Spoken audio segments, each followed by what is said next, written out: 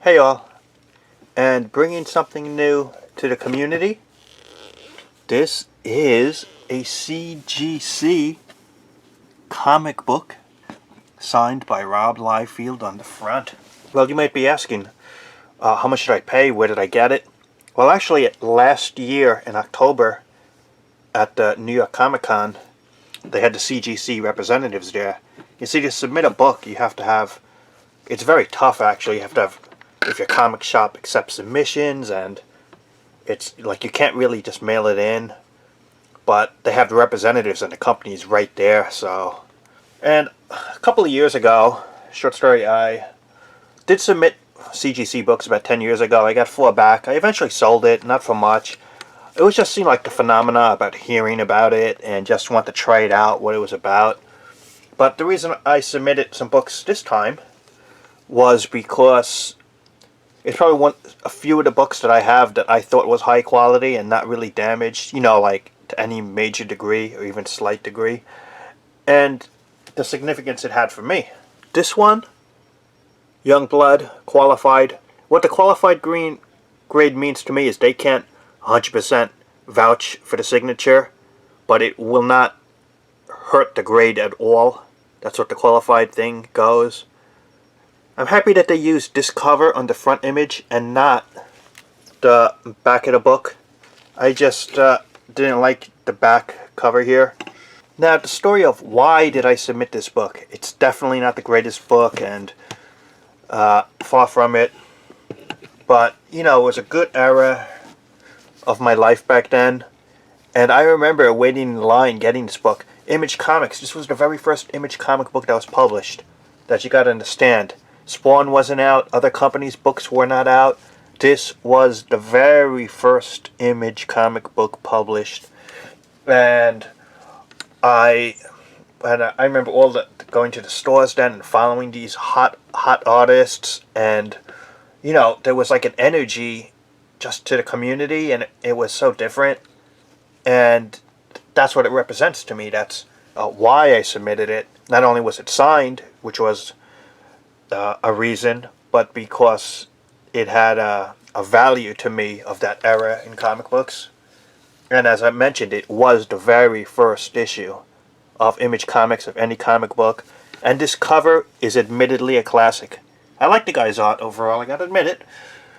And, this is a classic cover. I mean, it is iconic, I would say, of that era. And so, yeah, Youngblood, you know what I mean. If you grew up in the stuff and that Youngblood was coming out, those early, the Marvel work for these artists, and, that's why. Can't go wrong. And it was signed. But that's not all. I submitted another book. A 9.6, also a qualified grade, signed issue of Spawn. Todd McFarlane's signature right there. Look at that. This was submitted as well, and a 9.6. Back then, I had a 9.4, like whenever I submitted the stuff a long time ago, and a 9.6, that was my highest grade. So to get a 9.6, highest grade I had got before, that's really cool. The reason I bought this, the historical significance, is it is the very first issue of Spawn. I was a huge fan of Todd McFarlane's art. I'm still a fan of his work. His Marvel stuff, incredible. And so when he went solo, this was like the second Image comic, I believe, that they published. Just the energy, the style, and that era of growing up, as I was already mentioning. Good stuff. So, and I had a good grade at quality, I thought. It's definitely something just for personal value to have an issue like this, and that's why I submitted this issue. So that's Spawn, Todd McFarlane. I actually do have loose copies and another copy of issue 1 of Spawn and Young Blood, so if I ever want to read it. But that's not all. See, I mentioned 9.6 was my highest. 9.8 qualified grade signed by Todd McFarlane. Spider-Man #1. Spidey, my favorite hero. McFarlane revitalized the character, one of my favorite artists on the character.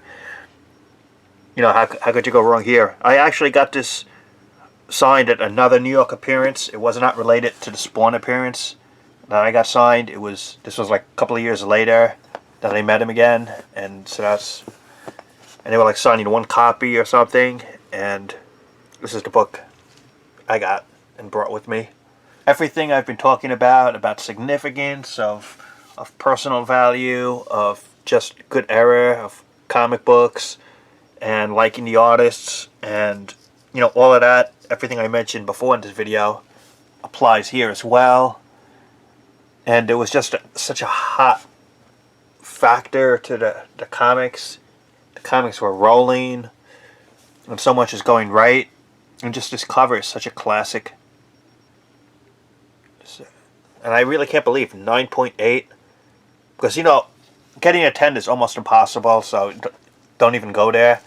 Getting a 9.9 is extremely hard. 9.9 is almost next to almost impossible. If 10 is impossible, 9.9 is just not going to happen. But a 9.8, that is, yeah, you can't get much better than that. And I never thought I'd get like a official 9.8. Not on any of my comics really, but just to get it, that's considered that high of a value in terms of the quality of the book, that I could get a 9.8. You know, that just really surprised me in a good way. My last submission, another 9.8, but it says CGC Universal Grade, not signed. That's right. I submitted 2 McFarlane books, 1 signed and 1 not signed. Because I saw the quality, the cover, I know it's probably like a few of the books that, you know, are the highest grade. I figure if I was going to submit to CGC, I might as well submit books that I know or I think that are high quality in terms of the grade. If there's creases, if there's significant cracks, you know, why submit it if you know you're not going to get a good grade? You want to submit a book that you know is going to get as high a grade as you can, but you also want to submit a book that means something to you, that could have significance to you. You don't want to just submit any book. I was talking in this video about what these graded comics mean to me on a, not on a money level, but on where I was in my collecting. Kind of like a reminder, and that's why. So yeah, CGC books. It's only the second time I ever submitted books, and it's not something I do or plan to do. And it was actually more significant cost-wise than I thought. I knew if I was bringing books to get graded, I just wouldn't want to bring 1. You know, it didn't seem worth the effort to bring only 1 comic. So I brought 4. And it was $18 an issue to submit. And with shipping and other fees for these 4 books, it cost like $92 or something. Because I had to mail it and some insurance and stuff like that. And I just made sure, like, you know, send it to me as cheap as possible. I don't care if it takes the turnaround time months, or I don't care if it takes a long while to get the books back. You know, just whatever is cheaper. And they did. And sometimes when you submit a book, you have a fear. Are you going to get the actual book that you submitted? Or will it get lost? Or will they send you someone else's copy of the comic that you submitted? And I can verify that the copies I got back are the actual issues I gave to them. They did not give me someone else's comics instead. You know, you always think maybe, as I said, in the back of your mind, maybe you won't get the actual book that you gave them. It was someone else's. No, these were mine. And you don't open these, in case you don't know. You don't submit a book, pay quite a bit of money, and then open it. That's just foolish. This is just something to have, something. I wouldn't put it on the wall where the sunlight could screw it up. You know, if you put comic books on the wall, the sunlight's going to screw it up eventually. So this is just for my personal collection. And I'm probably going to sell one of these McFarlane books I'm not sure which one, but I just want to make that 93 bucks back I spent to get these submitted. And if I sell one, I will definitely get the money back I submitted. And the other 3 books will be therefore have been graded for free. In other words, submit 4, pay an expensive price, sell 1, make up the difference, and there you go. Then you got 3 free graded books, technically, in a way you could see it as. So that's it. Youngblood number 1, Spawn number 1, Spider-Man number 1 signed and unsigned. Those were my 4 CGC books. I hope this was entertaining, and I don't think something I've seen in this community we follow before, in terms of someone making a video on something like this. At least I haven't seen one.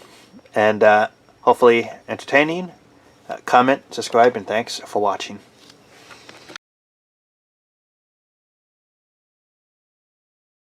CGC Wizard Magazine. Oh yeah, remember those days when Wizard promotes CGC all the time?